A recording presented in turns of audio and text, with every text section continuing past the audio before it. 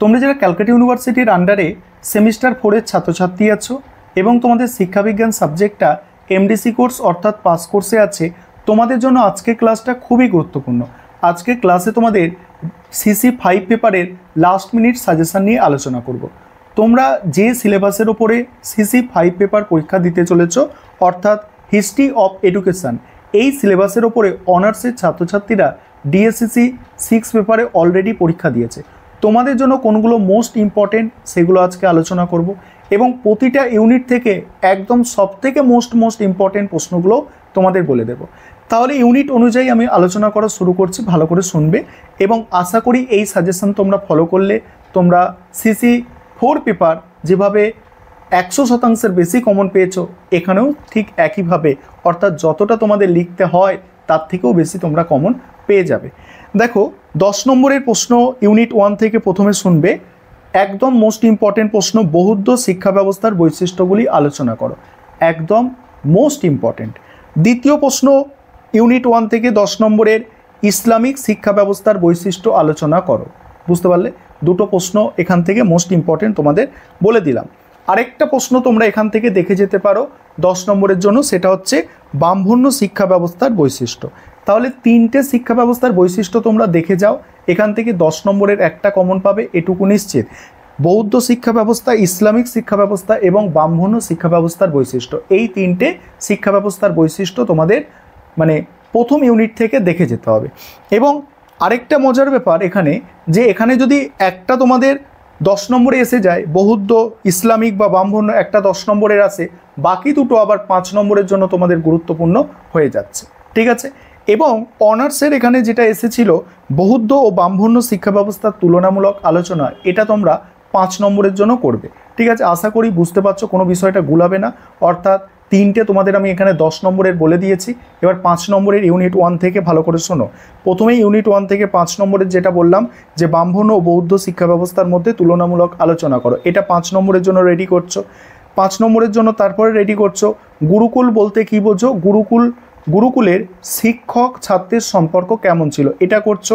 এবং তারপরে ওই যেগুলো বললাম ব্রাহ্মণ্য শিক্ষার বৈশিষ্ট্য, ইসলামিক শিক্ষার বৈশিষ্ট্য বা উদ্দেশ্য, এইগুলো তোমরা 5 নম্বরের জন্য দেখে যাচ্ছ। ঠিক আছে? এই কটা ইউনিট 1 থেকে করবে, কম পড়া। ঠিক আছে? কমন বেশি তোমরা পাবে।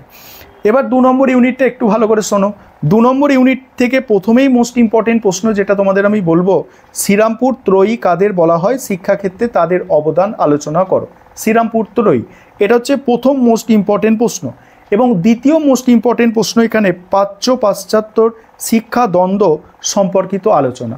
প্রাচ্য পাশ্চাত্যর শিক্ষার দ্বন্দ্ব সম্পর্কিত আলোচনা, এটা হচ্ছে দ্বিতীয় মোস্ট ইম্পর্টেন্ট প্রশ্ন তোমাদের জন্য। এবং 3 নম্বর যে প্রশ্ন মোস্ট ইম্পর্টেন্ট প্রশ্ন এখানে, হান্টার কমিশনের মাধ্যমিক শিক্ষার সুপারিশগুলি উল্লেখ করো। হান্টার কমিশনের মাধ্যমিক শিক্ষার সুপারিশগুলি উল্লেখ করো।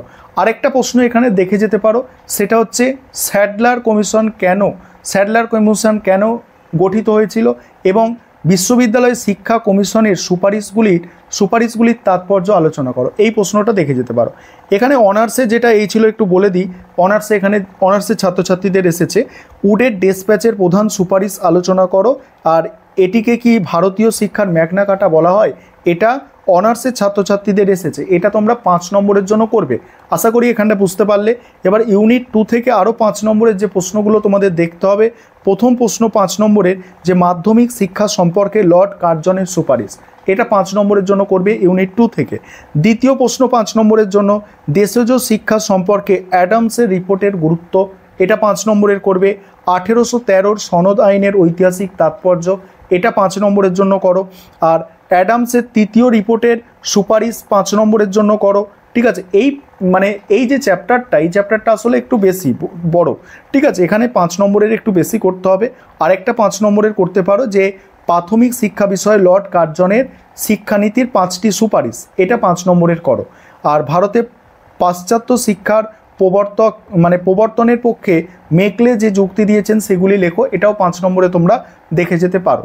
এবার 3 নম্বর ইউনিট থেকে তোমরা শুনে নাও 10 নম্বরের প্রশ্ন যেটা মোস্ট ইম্পর্টেন্ট। দেখো প্রথম 10 নম্বরের প্রশ্ন যেটা তোমরা করবে, রাধাকৃষ্ণন কমিশনে গ্রামীণ বিশ্ববিদ্যালয় সংক্রান্ত সুপারিশ, এটা তোমরা 5 নম্বরের জন্য সবথেকে গুরুত্ব দিয়ে করবে, গ্রামীণ বিশ্ববিদ্যালয় সংক্রান্ত সুপারিশটা। দ্বিতীয় গুরুত্বপূর্ণ প্রশ্ন, সাম্যের জন্য শিক্ষা বিষয়ে জাতীয় শিক্ষানীতি 1986 সুপারিশ আলোচনা করো। এই প্রশ্নটাও আসার খুব সম্ভাবনা, কারণ ওদের 2020 যে জাতীয় শিক্ষানীতি ছিল সেটা এসেছে, এবং তোমাদের এইটা আসবে 1986 জাতীয় শিক্ষানীতির সুপারিশ। ওদের বলতে অনার্সের এসেছে। আরেকটা এখানে করতে পারো, কোঠারি কমিশন প্রাথমিক শিক্ষা বিষয়ক সুপারিশগুলি লেখো। কোঠারি কমিশনের প্রাথমিক শিক্ষা বিষয়ক সুপারিশ, এগুলো তোমরা করলে 10 নম্বরের জন্য। এই 3টে প্রশ্ন, প্রথম দুটো মোস্ট ইম্পর্টেন্ট। এবার 5 নম্বরের জন্য এখানে কি দেখবে? 5 নম্বরের জন্য প্রথম প্রশ্ন যেটা করতে পারো, জাতীয় শিক্ষানীতি 2020 সুপারিশ, এটা অনার্সে 10 নম্বরে দিয়েছে, তোমাদের 5-এ আসতে পারে। এবং দ্বিতীয় প্রশ্ন যেটা তোমরা করবে সেটা হচ্ছে প্রাথমিক শিক্ষা বিষয়ে কোঠারি কমিশনের সুপারিশ, এটা 5 নম্বরে করবে।